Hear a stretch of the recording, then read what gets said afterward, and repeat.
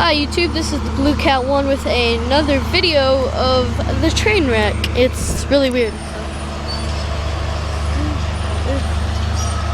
a bunch of coal cars on top. I don't know if you can really see.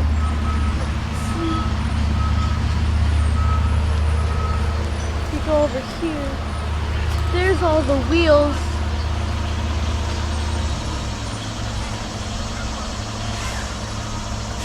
They're really off the track down there.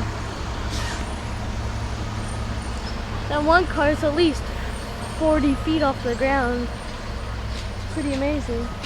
The guy over there shoveling coal, you can't really see him. It's really amazing, you know. Talk about a train wreck. Please comment and subscribe, thank you.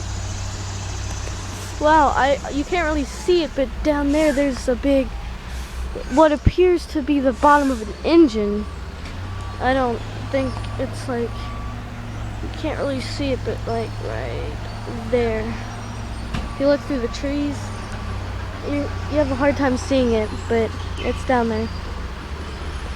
And over there, there's a bunch of cars flipped over on their side. It's really amazing.